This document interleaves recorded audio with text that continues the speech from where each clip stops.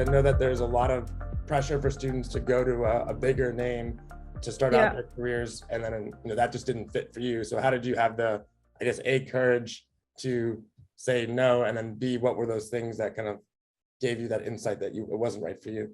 Yeah, no, I mean, first of all, everyone is different. So I think, big corporations definitely have some positives as well.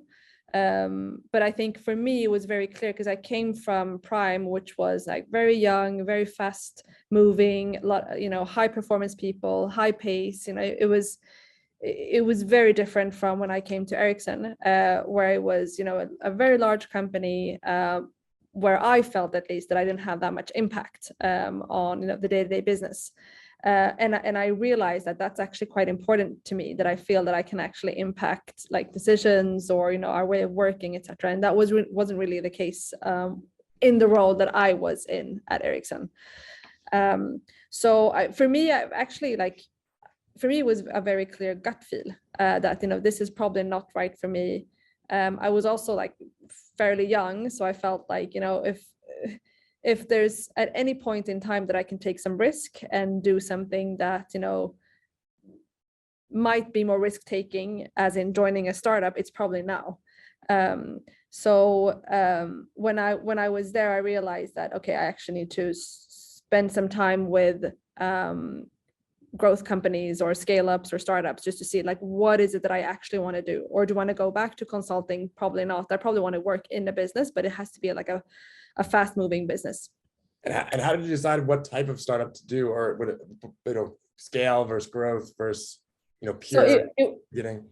Yeah, and I get that question a lot. I wasn't that strategic about it, to be honest. I was more like so I got in touch with Sound Industries through a contact, and it's a hardware business. They had just closed their A round, so still pretty early, but we were like 50 people when I joined. So Sound Industries, they do Urban Ears and Marshall headphones and speakers.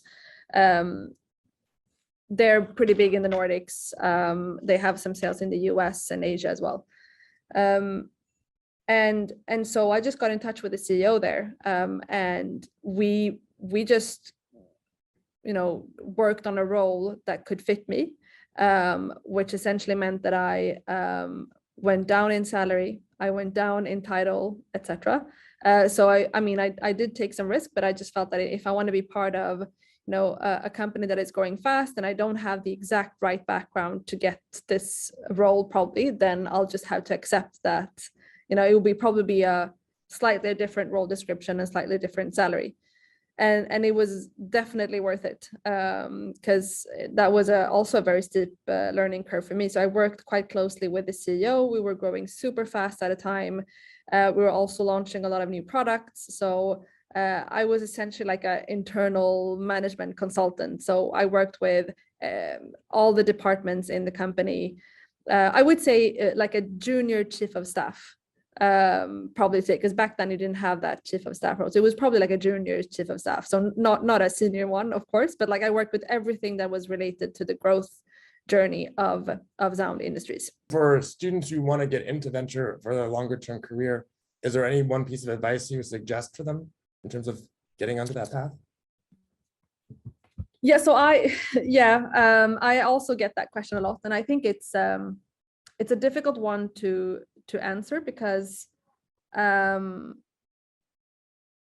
think it's very important that you do what you think is fun. And also, before you decide that you want to go into venture, like, why do you want to do venture? What is it that excites you about investing?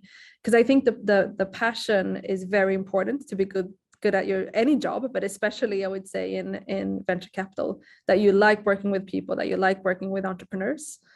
And I think if you've decided that yes, that's what I want to do, there are probably a few things that you could do. A lot of students that I've met, at least, they've been active with like student VC firms. There are like small student VC firms, not where I studied, but I think that's a few universities have that. Or try to do something on your own. Like, it could be like a nonprofit, or try to start and build something on your own, because I think that that's super helpful.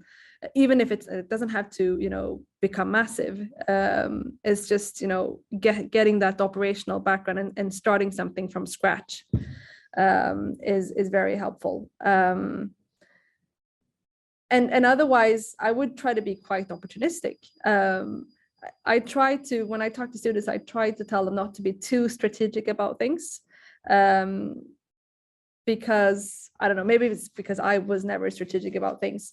But it's just important sometimes to do things that you think is fun and that you feel that you learn from, instead of doing things that, you know, you're supposed to do to get into venture. So for instance, you're supposed to be at Bain or BCG or McKinsey, or you're supposed to do investment banking. Like if that's not the only way into venture nowadays, I would say. I think you're a great story for that, because in a sense, everything that I've seen, it's almost always through your network. So it's this person who knew someone who got you connected to that next point, and that was typically how you found the next opportunity. Yeah, exactly.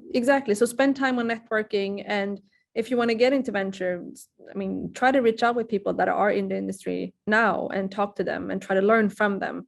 Another way of getting into venture is, of course, to also join a startup. And do that for a few years and then go over to the venture side. That's one way of doing it. And I mean, that's what I did. It was a bit unintentional, but and I'm still, I mean, today super happy that I have that operational background.